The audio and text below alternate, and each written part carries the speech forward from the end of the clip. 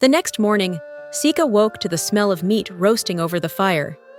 Kagan wrapped some meat in leaves and handed it to her without speaking. She had barely eaten anything at the feast the night before, so she was grateful for the meal. Hasir lived in the eastern encampment, a place he preferred because it was quieter than the main camp where the chief resided. With all the snow, it would have been nearly impossible for Sika to find her way there alone. But Kagan could probably navigate it with his eyes closed. When she finished eating, Kagan turned to her. "Let's get moving. We need to cover as much ground as possible before nightfall." He slipped an arm under her elbow and helped her to her feet. Though relieved that no bones were broken, Sika winced with every step. "You might have to go on without me," she murmured. "I'll only slow you down." Giving her an amused smile, Kagan whistled, and a horse came trotting toward them. "You didn't think I ran all the way here, did you?" Relief flooded Sika, and she finally allowed herself to smile. She tried to mount the horse, but was hit with a jolt of pain. Kagan lifted her by the waist onto the saddle, surprising her. Once she was seated comfortably, he climbed on behind her and urged the horse forward. The cold bit at Sika's skin as the horse trudged through the snow-covered forest, but Kagan seemed unfazed. Eventually, the rhythmic motion lulled her to sleep. When she began to slump forward in the saddle, Kagan gently shifted her to lean against him, trying to ignore the pounding of his heart as her head nestled under his chin. The horse came to a sudden stop. Ears perked. The motion woke Sika, and she flushed with embarrassment, realizing she had fallen asleep on Kagan's chest. But when she looked up at him, he was tense, his eyes scanning the trees. "What's wrong?" she asked. "Someone's following us," he said, sliding down from the horse. "Show yourself," he called out. 3 men stepped out of the bushes, and Kagan recognized them as his clansmen. "You traitor!" one of them shouted. "The maid who poisoned the chief's wine has confessed. You instructed her to do it." Kagan blinked in confusion.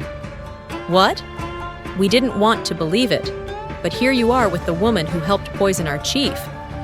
Sika slid down from the horse and stood beside Kagan. "I've already made it clear I had nothing to do with Chief Tagon's death. I'll prove my innocence by finding the real culprit." The men drew their blades. "Explain yourself to the council. You're coming with us, both of you." Kagan stepped protectively in front of her. "Go back and tell the council I'll return after avenging Tagon. I don't want to fight you." But it was too late. The men charged. Kagan reacted swiftly, dodging their strikes and countering with quick blows, aiming to knock them out without killing them. With 2 men down, the last lunged at Sika. Kagan turned in panic, only to see her knock the man out with the butt of her dagger. He was impressed she could still fight in her condition. "Not bad, Sika. Are you all right?" She nodded. "I'm fine. Thank you." They quickly covered their tracks and rode faster, hoping to gain as much ground as possible. As night approached, they stopped for a few hours' rest. As they dismounted, Kagan moved stiffly, and Sika noticed the blood-stained slash on his cloak. "Kagan, you're hurt!" she exclaimed, eyes filled with worry. "It's nothing. I've taken worse hits," he said, moving to build a makeshift shelter. That night, as they huddled beneath the shelter, Sika moved to kneel beside him, her fingers brushing his side. He flinched slightly, but didn't pull away. "Let me see," she said, her voice firm but gentle. Kagan hesitated, then slowly removed his cloak. Sika set to work, cleaning the gash and wrapping it tightly with strips of cloth. When she finished, she leaned back and met his gaze. "You don't have to do this," she said quietly. "You don't have to help me." Kagan looked at her for a long moment, then said, "I won't see you die for something you didn't do." Sika's eyes widened. Did this mean he finally believed her? Kagan continued, "Besides, helping you means finding out who harmed Tagon. And now, apparently, I'm just as much a fugitive as you, so don't thank me." A few hours later, they set off again on horseback and arrived at Hasir's tent before sunrise. "Hasir, it's me, Sika, daughter of Chief Jabari," she called softly. The flap opened, and frail hands pulled them in. Hasir looked both upset and relieved to see Sika, but glared at Kagan. "You shouldn't be here," he said. You'll get me in trouble. Everyone is looking for you. And why would you bring this man? I've missed you too, Grandpa Hasir, Sika joked. That seemed to calm him, and she told him the full story. Hasir thought for a moment before speaking. He had already begun investigating. From what he knew, a mercenary named Baskir had secretly met with a council member 2 weeks earlier and was spotted near the main encampment on the night of the celebration. Also, sometime last week, Baskir had gotten drunk and boasted that he'd be rich after Chief Tagon's feast. Kagan clenched his fist. A council member? He had suspected many, but never imagined it would be a council member. Each of them was like a father or brother to Tagon. Sika rested a hand on his arm. It's okay, Kagan. We'll bring them to justice. He relaxed slightly at her touch and gave her hand a reassuring squeeze. Hasir's eyes darted mischievously from Kagan to Sika. Sika ignored him and turned to Kagan, a thought crossing her mind. Why did you leave the tent that night? Kagan sighed. One of the men caught a spy snooping near a supply tent. I didn't want to bother Tagon, so I went to check it out. When I got there, the spy had escaped. Before I could react, I heard the commotion and ran back. Now that he said it aloud, it all made sense. Sika voiced what he was thinking. Someone wanted you away, so it would be easy to blame you for Tagon's death.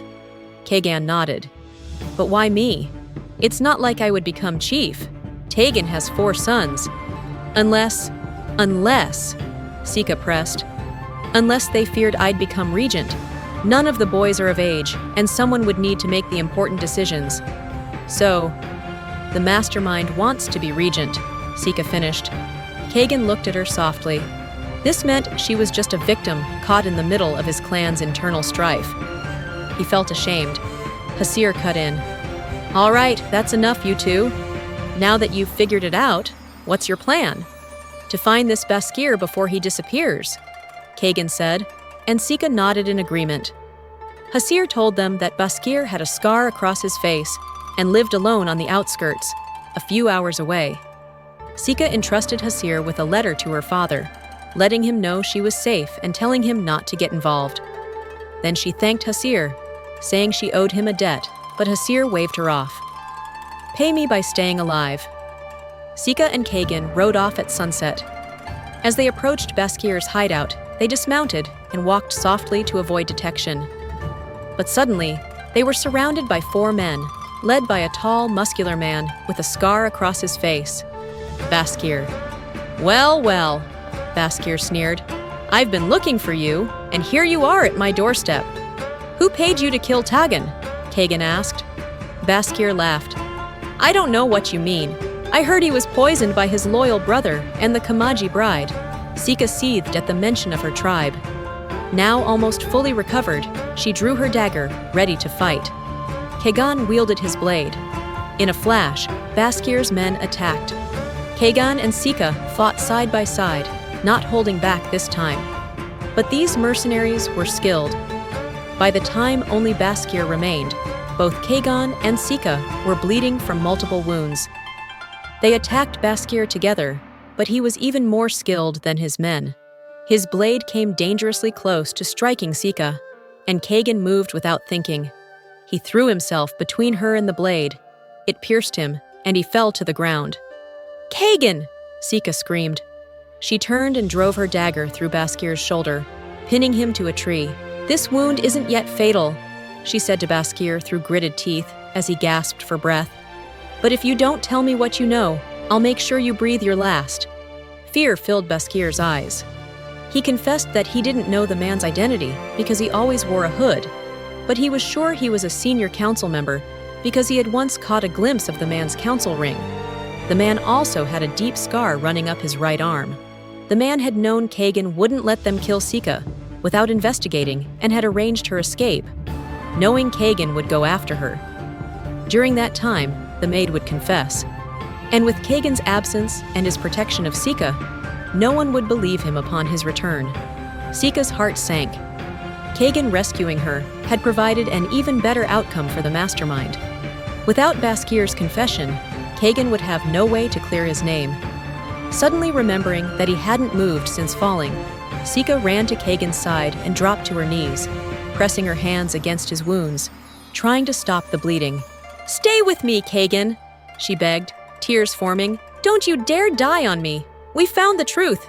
We can avenge your brother." Kagan gave her a weak nod, his gaze fixed on her beautiful black eyes. Smiling faintly, he said, "Don't cry. Now you can prove your innocence. Your clan will be safe." His words made her tears fall harder. The thought of returning to her old life without him felt unbearable. As blood seeped through her clothing, Sika felt her strength fading too. Clutching Kagan's limp body tightly, she surrendered to the darkness,